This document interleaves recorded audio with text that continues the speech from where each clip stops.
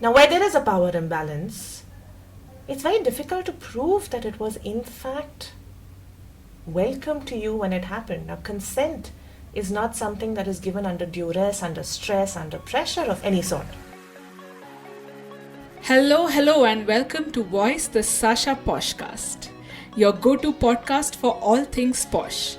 This is your host Shweta Bhatt, and in this month of February, we bring you a two-part conversation on false and malicious complaints of sexual harassment in the workplace. I am in conversation with advocate, consultant, trainer, and SASHA team member Shweta Luthra, and we discuss questions like, how many false complaints are there really?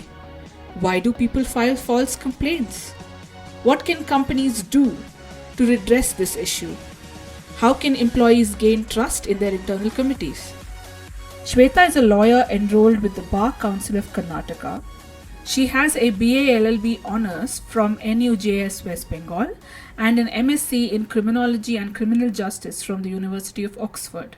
She is also pursuing a PhD at the University of Leicester, researching on the socio-legal aspects of fitness to stand trial of mentally disordered defendants in English and Indian courts.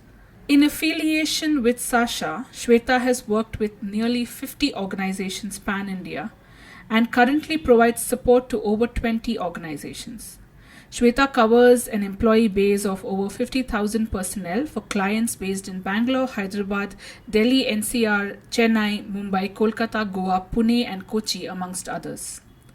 Shweta has conducted over 350 sessions to sensitize employees on the prevention of sexual harassment at the workplace, to train internal committees on how to conduct inquiries, and to assist leadership teams in conducting risk assessments and putting in place policies to prevent such occurrences.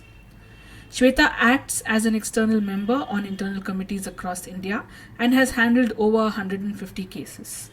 Without further ado, here's part 1 of the conversation with Shweta. Hi Shweta. Hi Shweta. Thank you so much for agreeing to meet us and let us pepper you with questions about this month's theme, which is false complaints on sexual harassment.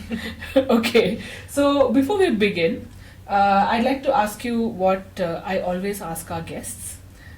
What has been your experience working in this field so far? I know that you've had a lot of experience in this field and in law in general, and we'd like to know a little bit about that and about how you've grown as an advocate and a professional throughout these years.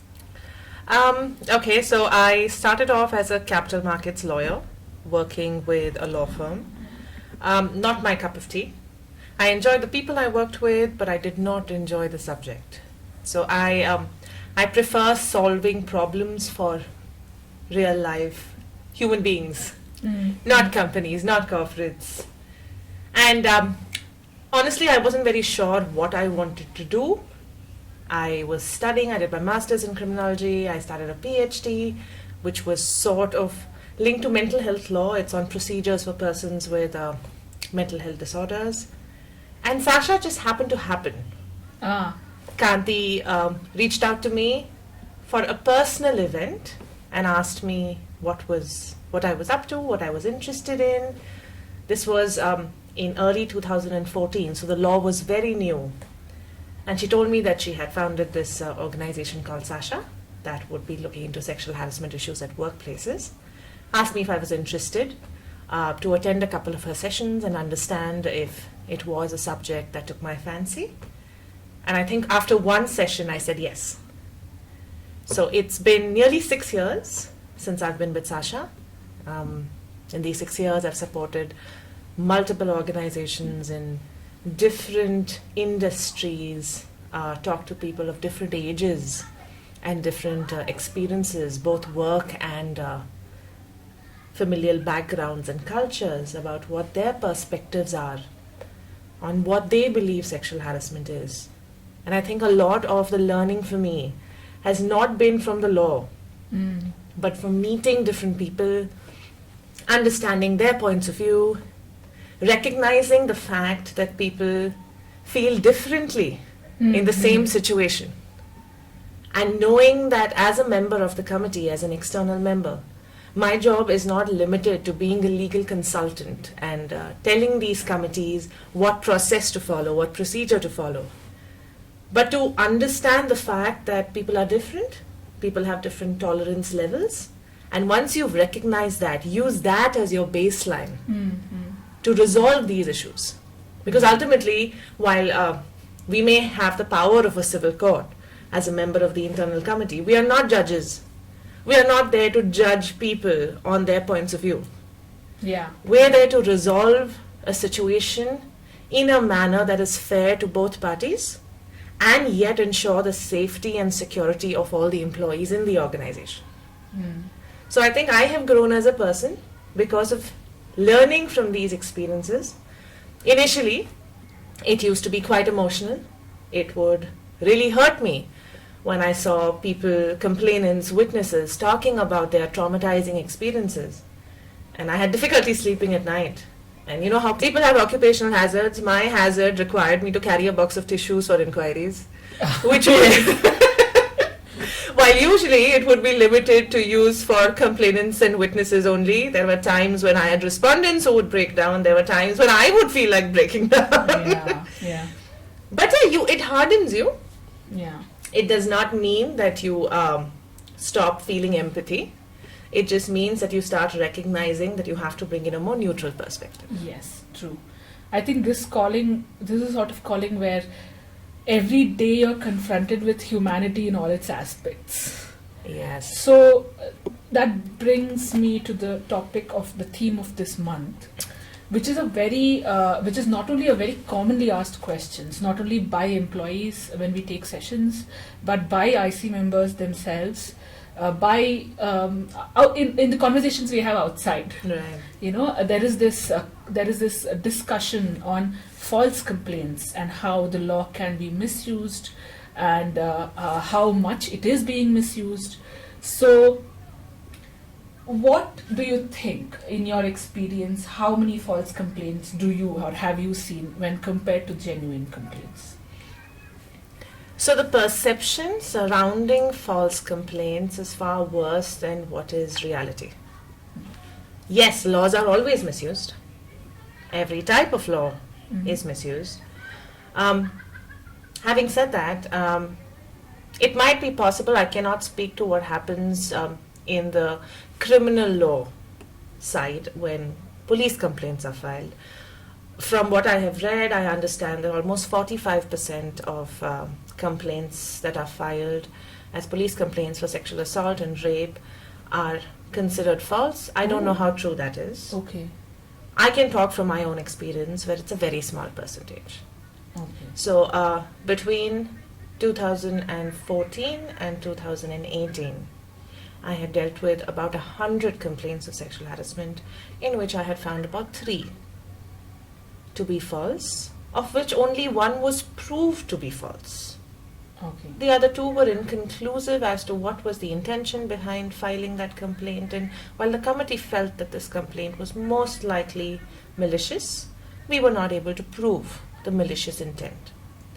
In 2019 itself, unfortunately, I have had to deal with about 4 such complaints out of close to 50. So if you look at it percentage-wise, there's a jump. There's a jump, yeah. but not a significant jump. Yeah. Now, what you should also know is that the nature of complaints that we have started receiving since the Me Too movement has changed. While earlier, the sort of complaints we received were very severe forms of sexual harassment, repeated incidents of sexual harassment, now we receive complaints from people who are troubled because of the behavior they're facing. And yes, there are genuine concerns, but the concerns are not as serious in severity as they used to be. So we do get several complaints now where people say, this person has been WhatsApping me, asking me out on dates repeatedly. I have said no many times, and they don't stop. I'm afraid that they'll start stalking me. I would like you to put an end to it. It's not I have been molested, it's not I have been asked for sexual favors, or I have not been promoted. It is that I have a concern and I want your help resolving it. Okay. Which is a very positive development, of course. But in such situations, we also see cases where people come in and say, this person has been sending me inappropriate messages. I don't like it. He is my team leader. I would like you to take action. I would like you to give them a warning. But when the committee investigates and looks at the evidence that's placed before us by the respondents, you see that very leading messages, very inappropriate messages were sent by the complainant to the respondent also. Okay. So then the committee starts questioning, obviously, what is the reason for filing a complaint? And that's what makes it complicated. And all of those cases are not false. Mm-hmm. There may be a point at which consent was withdrawn, but that is something, a conclusion that the committee has to come to based on investigation. Yeah. So why do you think people file false complaints? What could be the what motivating factors have you seen in your experience? Well, there are different motivating factors. There could be, there are very, very few cases where it's just all out revenge. Mm-hmm. Mm-hmm. In a majority of cases, people don't seem to understand the consequences for themselves as well as the respondent when they file a complaint like this. What they expect is, I've had a problem with this individual. I want them scared. I want them warned off. Mm. And their intention behind filing the complaint is not to label somebody as a sexual harasser, but they still believe that they will complain to the HR and the HR will give a verbal warning and that person will back off from whatever it is that they are doing to make this person uncomfortable, which may not at all be of a sexual nature. People also are not educated about the legal requirements, the processes under the Sexual Harassment Act, and they don't realize how much investigation goes into a sexual harassment complaint. So there are times when people complain not realizing that they will be caught. Mm. So there are various intentions. Some of them are certainly the fact that, this person is biased towards somebody else. They're having a consensual relationship with someone who's getting all the benefits. I'm not getting the benefits that I deserve because I've been working hard, so let me file a complaint of sexual harassment against this person. It's very, very rare, but it does happen. Mm-hmm. On the other hand, complaints of I was dating this person, my family found out, now my family wants me to get married. I'm not comfortable telling them that I was in a consensual sexual relationship with someone, and so I will say that I was forced into it. I was forced into it. And that's a very unfortunate situation that develops from the social culture in our country, where it is not accepted easily by families that their daughters can be sexually active, consensually sexually active. And even if they are able to accept it, they are afraid that the future in-laws may take it badly. Yeah. And it is a bigger conversation. Much bigger conversation. It links back to, of course, a lot of what was discussed in last month with gender inequities. But curious here, how many, in terms of false complaints, when there is a discussion and conversation about false complaints, one is that there is a perception that there are a lot of false complaints when it comes to workplace sexual harassment, which might not be true. And another is that most of or all of these false complaints are from women. Interesting. Yeah, well, no, law is misused by everybody equally. Yes. Yeah. Now, you know that the Sexual Harassment Act is gender-specific.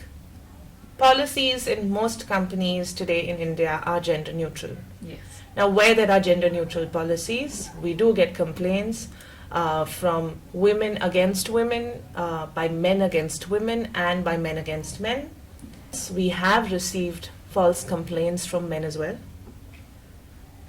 Like I said, when people misuse the law, they will misuse it irrespective of gender. It's an opportunity that they have, and the intention behind it is exactly the same. While the society and culture may not impact their decision to file a false complaint, but yes, revenge, the fact that they're angry, the fact that they want to teach somebody a lesson can certainly be a motivating factor when men file complaints that are false as well.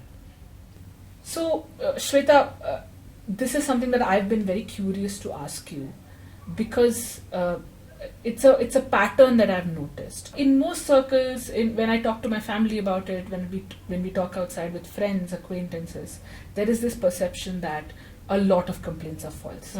And when we ask what is a lot, the number varies from 20% to 50% to sometimes 90%. 90%. I've heard 95. So, yeah. So why do you think there is this belief that most complaints or all complaints or many complaints are false? Okay, so I think there are many reasons again why there is this perception. The first is that if you have not faced that behavior from a particular individual, if you have a good relationship with a respondent, it becomes difficult for you to believe that they could have behaved in such a manner with someone else. A person will not behave in exactly the same way with everyone. They will not harass every single person who comes in front of them. And even if they do indulge in harassment, it's not done publicly. So for those who have not witnessed it, it's something that's hard to believe. I think the second issue is also the fact that everybody has different tolerance levels. And they may not recognize the behavior that is complained about as sexual harassment or as harassment at all. They may think that this is very normal behavior. We've seen it repeatedly and none of us have a problem with it. So if the complainant has a problem with it, it's her perception. It's not harassment. And if it's not harassment and she's complaining about it, then she's filing a false complaint. Yeah. Right? So I think it's just to do with the fact that people do not want to believe that harassment is something that is so prevalent in our society and in our workplaces. It's hard for them to believe. It's also the fact that it has been a pretty patriarchal society where a larger number of employees have always been men. And since they are not usually victimized, I won't say they are never victimized, they are not usually victimized in this manner, it's hard for them to comprehend that so many of the women in the workforce are actually victimized. Yeah. So the law mentions false and malicious complaints, and the law says that complainant is penalized for filing a false and malicious complaints once the IC proves it is so. Yes.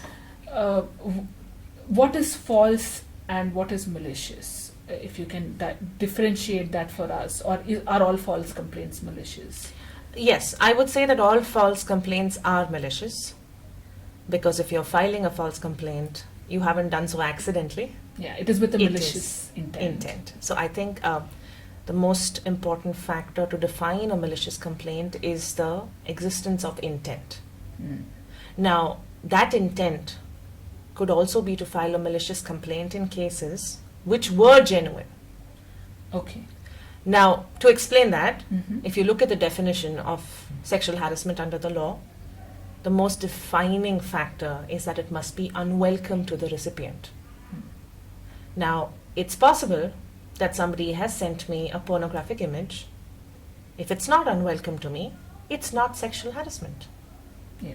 But if I hold on to that image and wait for the right opportunity to file a complaint just because I want to take revenge against the respondent for some other concern or issue that I have with them, that complaint becomes malicious. Okay. So the act, the fact that it has happened, is not false. That is true. But it was not unwelcome to me at that point of time. Now, in some cases, we do see a power imbalance. Yes. Now, where there is a power imbalance, it's very difficult to prove that it was in fact welcome to you when it happened. Now, consent is not something that is given under duress, under stress, under pressure of any sort. So if I have agreed to going out on a date with my manager or my team leader, does it mean that I've given consent? Not necessary. It's hard to say. It's hard to say. If inappropriate behavior has been done to me on that date, can it be said that I cannot say that it's sexual harassment because I agreed to go on that date? It's unclear. Yeah. Where there is a balance or imbalance rather in power between the complainant and the respondent, with the complainant being in a vulnerable position, if we can prove that the act has happened, it is not considered to be a false or malicious complaint. But where there is no power imbalance, or where it can be proved that the complainant has in fact taken advantage of that situation to benefit his or her career, and then later files a complaint when that benefit is taken away, at that point the committee might believe, based on the circumstances, that while the complaint was true, it was genuine, it was filed with a malicious intent, and action may be taken against the complainant. Having said that, it is essential that action be taken against the respondent for having indulged in that misconduct in the first place. These are things the committee needs to investigate into, which is the reason why the law is very clear on the fact that if action has to be taken against a complainant for having filed a false complaint, the committee should be able to prove the malicious intent before taking this action, and this has to be done based on an inquiry. It cannot just be a gut feeling. Which could also come from bias. Of course. Yeah, which actually underlies the need for committees to be trained well. Yes. And so, dear listeners, that was part 1 of our conversation. What do you think about it? Do you have any questions? Do you want to know more about Shweta? Either me, Shweta Bhatt, or Shweta Luthra, our guest? Do write to us at voice@sashaindia.com or contact your external member of your internal committee. Don't forget to tune in and listen to part 2 of this conversation, which is available now on your favorite podcasting app. Until we meet again, this is your host Shweta Bhatt signing off. Remember, progress needs prevention and protection.